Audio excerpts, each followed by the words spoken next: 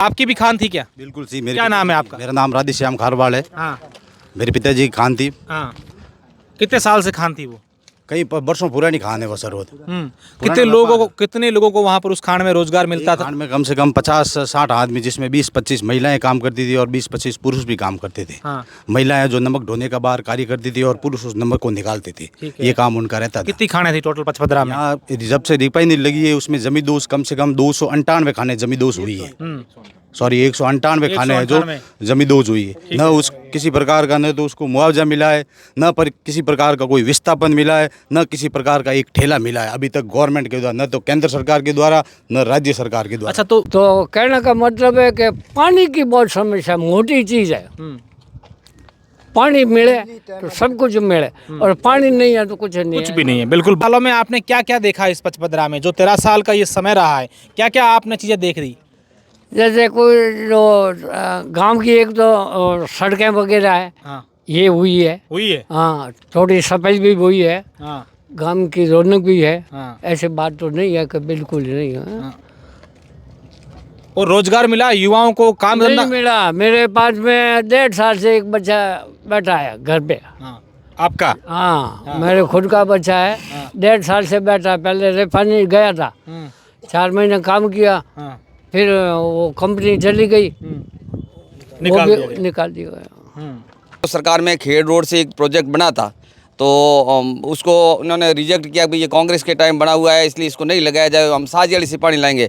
लेकिन अभी तक तो उस प्रोजेक्ट के बारे में कहीं एक पेन भी नहीं चला है कि भाई नया प्रोजेक्ट लगा के अच्छा, क्या CSR के लिए क्या यहाँ होना चाहिए था? क्योंकि यहाँ दावे की स्कूल बन रही है, हॉस्पिटल है, तमाम वो शुरू हो गई या क्या कुछ है? स्कूल और हॉस्पिटल जो बनने चाहिए, जहाँ बनने चाहिए थे, सरकार को वहाँ न बना के ऐसी स्थिति बनाए जहाँ लड़के पहुँच ही नहीं पा रहे हैं। अब वास्तव में ये स्कूल और हॉस्पिटल बनाए हैं तो पचपदरा और मंडापरा या इसके एरिया में बनना चाहिए था, क्योंकि सबसे बड़ा आबादी का क्षेत्र है और बालोतरा के नज़दीक क्षेत्र है। लेकिन वहाँ बने जहाँ पे बच्चे अभी पहुँच नहीं। और स्कूल के अंदर सबसे बड़ी खासियत है कि ये स्कूल बहुत धनाढ़ वर्गों की है, जो फीस है ना वो गरीब बच्चे भर ही नहीं सकते। तो यहाँ के पब्लिक को इससे स्कूल से कोई फायदा मिलने वाला नहीं। क्या फीस है वहाँ? लगभग 18,000 20,000 फीस है समथिंग बच्चों की। शुरू हो गई स्कूल? हाँ, स्कूल शुरू हो गई है। हाँ। लेकिन उस फीस की वजह से गरीब बच्चे वहाँ नहीं पढ़ पा रहे हैं, तो इसका गरीब जनता को तो कोई फायदा मिले ही नहीं। हॉस्पिटल भी शुरू हो गया? हॉस्पिटल शुरू होना है, अभी होना है, उसका निर्माण चल रहा है। अच्छा, यहाँ लगते हैं कहते हैं कि भाई जो ग्रीनरी काटी गई है उसके अनुरूप पौधे यहाँ पर नहीं लगे हैं,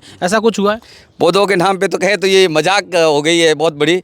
कह रहे थे कि भाई 40,000 पौधे यहाँ लगाने हैं, और जब ये मोदी जी का कार्यक्रम हुआ तो अभी 2 दिन में पौधे सड़क पर दिखने लगे हैं। वो आर्टिफिशियल, कुछ तो आर्टिफिशियल जैसे ही लग रहे हैं, क्योंकि उन्होंने हाथों हाथ रातों रात में ये ऐसा काम किया है ताकि वो सरकार के भाई उनकी धमकी या किसी से बच सके वो। तो स्थानीय लोगों को रोजगार मिला कि नहीं मिला? अब रोजगार के मामले में स्थानीय लोगों को ये कहे कि इनके जो मकान किराए पे गए हैं या कोई गाड़ी घोड़ा लगा है, जो स्थायी रोजगार मिला था यहाँ युवाओं को, वो तो कहीं नज़र ही नहीं आ रहा। उन्होंने पहले कहा था अभी स्कूल डेवलपमेंट की जो कॉलेज लगाएंगे, बच्चों को हम ITI वगैरह लगा के इनको पढ़ाएंगे, तो स्कूल डेवलपमेंट के लिए तो यहाँ कॉलेज की नींव भी अभी दिखाई नहीं दे रही है कहीं। जो मैं डालाराम प्रजापति, प्रशासक मंडापुरा। अब ये अच्छी बात है कि हमारे भाग्य अच्छा था कि रिफाइनरी यहाँ लगी, रिफाइनरी की नींव यहाँ लगी और उद्घाटन भी इसका हो रहा है। लेकिन गांव की ये जो भावना देखे जाए तो गांव को पचपदरा हो चाहे मंडापुरा हो, सबसे बड़ी पंचायतें यहाँ आसपास में है, उनको विकास के नाम पे कुछ नहीं मिला है अभी तक। जो CSR से विकास होना चाहिए था वो भी अभी कहीं दिख नहीं रहा है। 1 रुपये यहाँ इस पंचायतों में नहीं लगाया गया है सरकार द्वारा, और न तो इस सरकार की मेरे हिसाब से ऐसा कोई नुमाइंदा नहीं है जो सरकार की ऐसा SRL वाले सुनते हो। खारवाड़ समाज की नमक की खाने थी, इन्होंने तो पूरा त्याग दिया। समझो ना आप, रिफाइनरी के लिए बड़ा प्रोजेक्ट आ रहा था उस समय, तब इस खारवाड़ समाज का पूरा योगदान रहा और इन्होंने कुछ भी मांगे नहीं रखी सरकार के सामने।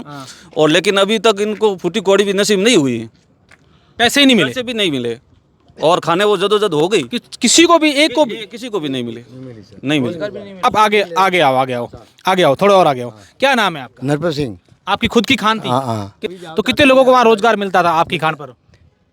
कितने लोगों ने काम मिलता बड़ा थारी खान माते? जमाते तो मिलते जैसे 20-25 दिल्ली का आता आदमी आता, दिल्ली लोग आता। तो थारो सुबह 7 बजे 6 बजे 5 बजे आता और 12 बजे काम करके बुझ जाती, महिला वगैरह काम करके जाती। रिफाइनरी आने की वजह से ये लोगों के पैसे आने मारे खेती वगैरह खेत वगैरह सब अच्छा, बेच जब दिए। रिफाइनरी के लिए आपसे खान ले ली गई या आपने दी जो भी था, उसके लिए आपको कहा गया था कितने रुपए मिलेंगे, ऐसी कोई बातचीत हुई थी? कोई नहीं ऐसा क्या फायदा मिली थोड़ा नए खोनो खुदा नहीं दे गया यो करिया मतलब वो मैटर अभी तक वो चलते वो उस खान के बदले में आपको कुछ मिला? 200 टन खोनो है। आपको कुछ मिला? कुछ भी नहीं मिला, हम ही 2 वक्त किस्तें भरी है।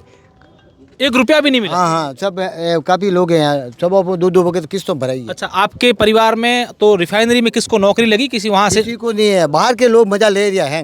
उसके बाद आपने क्या शुरू किया? खान बंद हो गई, फिर क्या शुरू कर दिया? तो रिटेल में काम करते, कोई जाते कलर का काम करते, कोई फैक्ट्रियों में जाते। हाँ। रिफाइनरी का सब बाहर के लोग हैं। तो अभी जब मोदी जी आ रहे हैं तो आप हम लोगों तो इनका भारी विरोध करेंगे, कोई करे न करे, मैं तो व्यक्तिगत रूप से मोदी जी का भारी विरोध करूंगा। क्योंकि जो हमारा जो 600 वर्षों का जो पुराना जो कारोबार है उसको जमींदोज करके एक नया शिलान्यास कर रहे हैं। तो हम तो यहाँ के मूल स्थानीय बासिंदे हैं, जो हमारा जो स्थानीय जो रोजगार था उसको छीन कर आपने इतना बड़ा प्रोजेक्ट लगाया, तो हम तो उनका विरोध करेंगे। नहीं, भारी प्रोजेक्ट लगाया तो अच्छी बात है, उससे विकास होगा, लेकिन आपको रोजगार मिलना चाहिए था। हमारा कौन सा विकास हुआ है? आपको रोजगार भी नहीं मैं मिला। खुद BA आदमी हूँ, बैठा हूँ, लोग कौन सी मेरे पास नौकरी है? आप खान पर निर्भर थे। बिल्कुल, हमारी तो रोजी रोटी का साधन ही यही था। हाँ। हमारी रोजी रोटी का, बुजुर्गों का, हमारी रोजी रोटी का साधन यही था।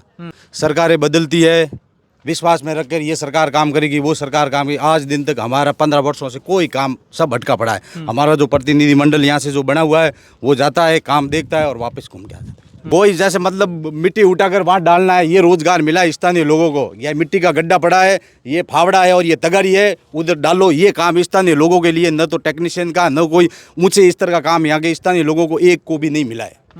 तो CSR से कोई का फायदा हुआ आप लोगों का? हमें तो ऐसा कुछ देखने को मिल नहीं रहा। आप आए होंगे, अभी मोदी जी आए कि थोड़ा सा समकाया है, और 10 दिनों के बाद वापस आना तो इस स्थिति पता चल जाएगी कि CSR का काम हुआ है कि नहीं हुआ है। ये नमक उद्योग खारवाड़ समाज का तो पुश्तैनी उद्योग था ही। इसके साथ साथ आसपास के कई गांवों को इसमें रोजगार मिलता था, क्योंकि नमक निकालने के लिए सारे दूसरी जाति के लोग भी जाते थे खूब सारे। तो उनके साथ तो रोजगार तो उनका गया ही है। उनके ऐसी स्थिति हो गई, उनको यहाँ से छोड़ के दूसरी जगह पलायन करना पड़ रहा है।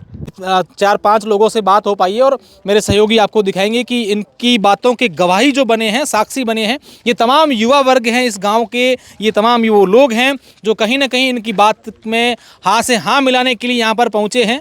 और साफ तौर पर आप देखिए कितनी बड़ी विडंबना है कि हज़ारों लोगों को जब रिफाइनरी बनी थी तब बेरोजगार कर दिया गया। 198 खाने जो थी वो जमींदोज कर दी गई, लेकिन उसके बावजूद 13 साल बीत जाने के बाद भी आज तक ये लोग अपनी उन खानों के लिए, रोजगार के लिए और अपने हक के लिए सिर्फ लड़ रहे हैं।